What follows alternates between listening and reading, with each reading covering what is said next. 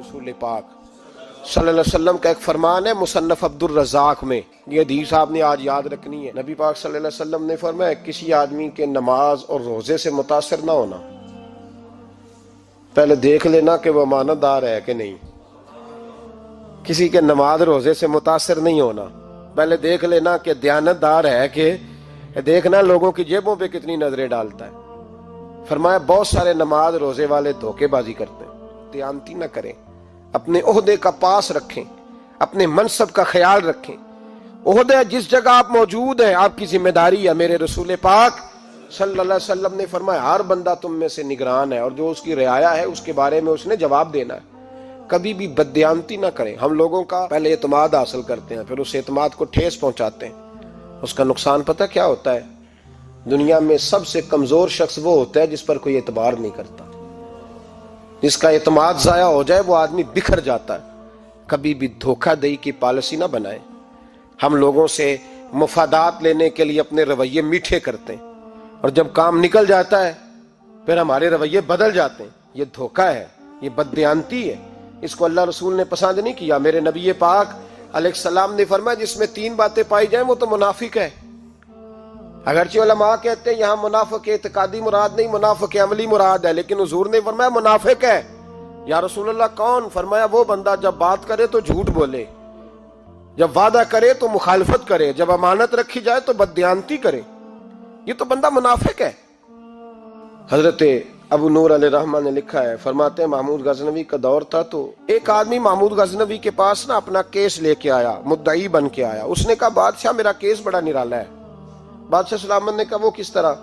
कहने लगा ये मेरे पास एक थैली है, मैं ना सफर पे जाने लगा तो ये थैली पूरी हीरों की भरी हुई। फलां इलाके के जो काजी साहब है ना, मैं जाती दफा मैं कहीं सफर पे जा रहा था तो मैं उनके पास छोड़ गया कि रास्ता लंबा है, कहीं कोई मुझसे छीन ना ले, हीरों की भरी हुई थी। कुछ दिनों के बाद मैं वापस आया हूं, काजी साहब ने मुझे थैली वापस की है तो इसमें हीरों की बजाय खोटे सिक्के निकले।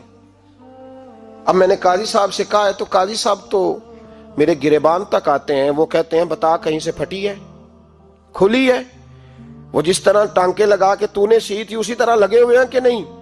तो हुजूर लगे भी बिल्कुल उसी तरह है, ना फटी है ना खुली है। अब मैं लुट गया हूं, मेरी कुल उम्र की कमाई जाया हो गई, खोटे सिक्के कहां और हीरे कहां? तो मेहरबानी करें और आप की बारगाह में अल्लाह रसूल के नाम पर हलफ देता हूं कि मैं हूं बिल्कुल सच्चा। महमूद गजनवी कहने लगे तू जा, थैली छोड़ जा और जब मैं तुझे बुलाऊंगा फिर दोबारा आना। शख्स चला गया। महमूद गजनवी उठे, दरबार बर्खास्त किया, लोगों से कहने लगे चले जाओ, मैं 3 दिन के लिए सैर करने जा रहा हूं, 3 दिन के बाद लौटूंगा। अकेले जब रह गए ना महमूद दरबार में तो महबूब ने छुरी मंगाई। वो जिस तख्त पे बैठते थे वहां गद्दा बिछा हुआ था, ये गद्दा पड़ा है ना, वो गद्दा बिछा हुआ था। महमूद ने छुरी के साथ उसको फाड़ डाला और छुरी जेब में रखी निकल गए। कहने लगे मेरे बाद कोई मेरे दरबार वाले इहाते में दाखिल ना हो। महमूद चले गए। अब वो सफाई करने वाला जब आया ना, उसने आके देखा तो गद्दा तो फटा हुआ है। उसने शोर डाल दिया, पहरेदार भी आ गए, फलां साहब भी आ गए, फलां साहब। उसने कहा ओ खुदा के बंदो उसका गद्दा फट गया है, वो तो मार डालेगा। उसने कहा था सिवाय सफाई और निगरानी वाले के दूसरा आए कोई ना, और यहाँ आया भी कोई नहीं। पहले दिन ही फटा हुआ है तो लटका देगा सबको, क्या करें? शोर हो गया, सारे दरबार के मुलाजिमीन इकट्ठे हो गए। एक बंदा बोला, कहने लगा फिक्र ना करो, मैं कैसे बंदे को जानता हूं, इस तरह सिएगा कि जिसने फाड़ा होगा उसे भी पता नहीं चलेगा कहां से फटा था। ऐसा बेहतरीन रफू करेगा कि पता भी। उसने कहा यार हम सारे 1-1 महीने की तनख्वाह देते हैं, तू बंदा बुला। वो बुला लिया उसको, उसका नाम मोहम्मद रफूगर था। वो आया, उसको गद्दा दिखाया, उसका यार इस तरह सीना पता ना चले। उसने कहा फिक्र ही ना करो, मैं बड़ा कारीगर हूं। बड़े बड़े कारीगर लोग नहीं हमारे मुल्क में पाए जाते, कोई निशान छोड़ते हैं पीछे? बड़े कारीगर का पैसे होने चाहिए, बड़े बड़े कारीगर बंदे। आप यकीन करें ऐसा ऐसा फलसफा, ये उम्रा इबादत है ना, सरकार दो आलम सल्लल्लाहु अलैहि वसल्लम की बारगाह की हाजिरी बड़ी नेमत है ना। तो सऊदी गवर्नमेंट ने पाबंदी लगा दी, खैर उनकी भी ज्यादती है। इस तरह की पाबंदियां शरीयत इस्लामिया में जायज नहीं। अल्लाह के घर मुसलमान जब चाहे जा सकता है, लेकिन वो कहते हैं जी 2000 रियाल दे जिसने 2 साल बाद भी आना है। उन्होंने पाबंदी लगाई तो हमारे एजेंटों ने भी कई खास ट्रेनिंग हासिल की हुई है, पता नहीं कहां से सीख के आए, उन्होंने भी रास्ता निकाल लिया। एक साहब से मैंने कहा कि जनाब वो 2000 रियाल लग गया तो क्या करना है? कहने कोई मसला नहीं, पासपोर्ट नवा बनवा लो, गुंजाइश है। यानी हर शय का हल है।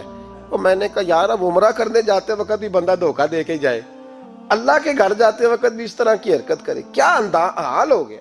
हर चीज का लोगों ने हल निकाल लिया, हर चीज का लोगों ने स्टाइल बना ली। ऐसा न करें, ये दुरुस्त नहीं। अहमद रफूगर कहने लगा इस तरह सीऊंगा कि फाड़ने वाले को भी पता नहीं। उनका पैसे ले यार तू सी दे। उसने सी दी, अगले शाम ही ला के बिछा दिया गद्दा। तीसरे दिन बादशाह सलामत आए, आके पहली नजर गद्दे पे डाली। उसने बुलाया सब मुलाजिमीन को, कहा किसने सिया है? कहा जनाब क्या हुआ? कहा ये फटा हुआ था। किसने? कहा नहीं फटा ही नहीं। वो कहने लगे बनो बात, मैं खुद फाड़ के गया था। तो बताओ सही सिया किसने है? कहा जनाब आप फाड़ के गए थे तो बताया क्यों नहीं? फरमाने लगे इसीलिए तो बताया नहीं था कि तुम खुद तहकीक कर लो, बुलाओ बताओ सिया किसने। तो बुला लिया, अहमद रफूगर आ गया।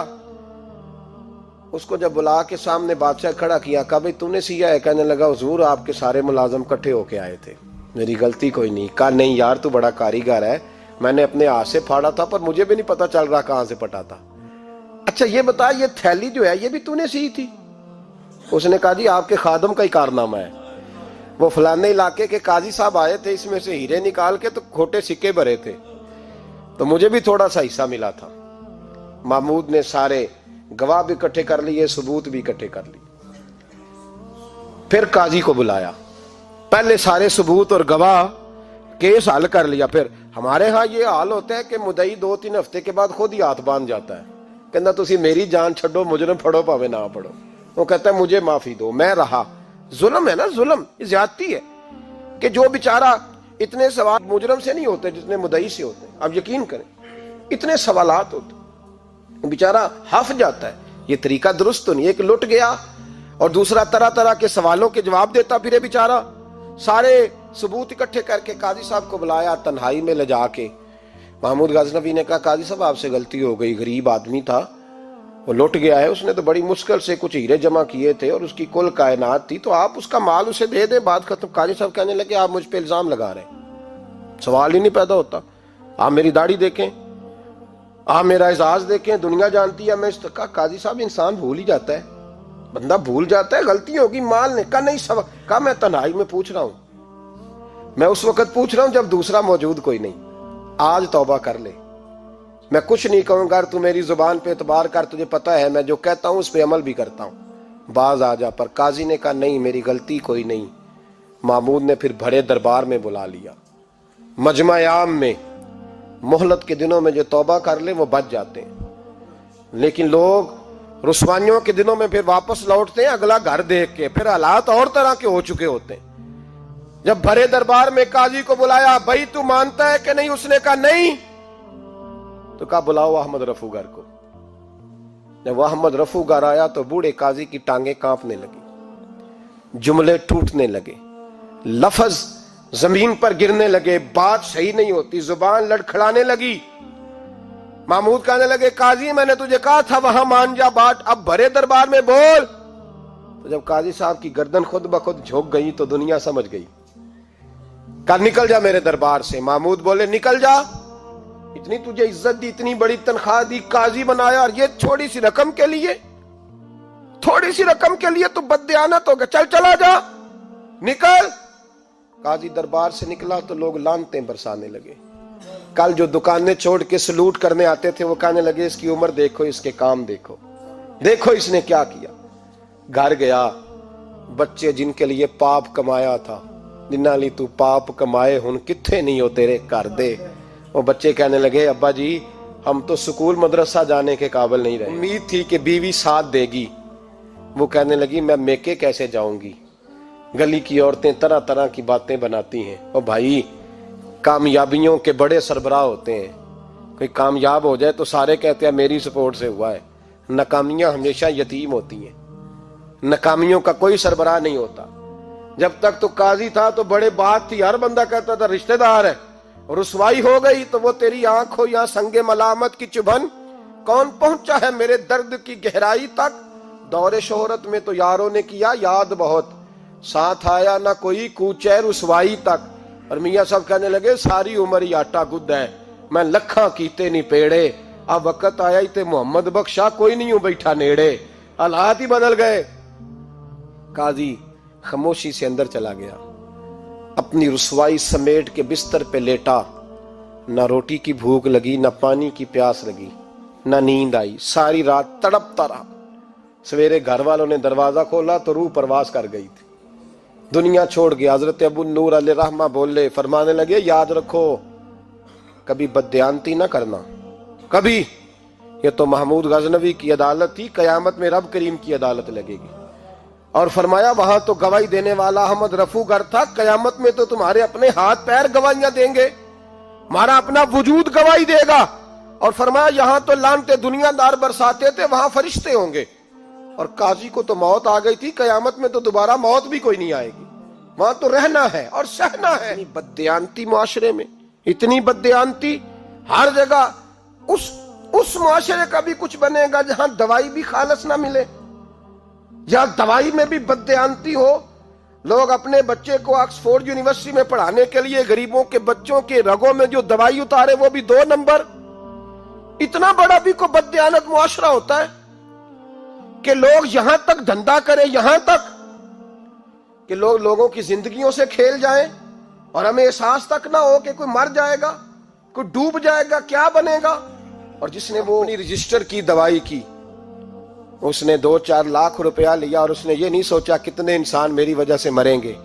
कत्ल सिर्फ ये तो नहीं होता गोली मार के मार देना, लोगों की जिंदगियों से लोग खेल जाते हैं, लोग तबाही कर जाते हैं, लेकिन बददयांती से बाज नहीं आते। मेरे रसूल पाक अलैहिस्सलाम के गुलामों, नबी पाक सल्लल्लाहु अलैहि वसल्लम ने जरा सी बददयांती, और सहाबा का ये मिजाज था, इतनी सी भी कभी उनसे गलती होती तो तड़प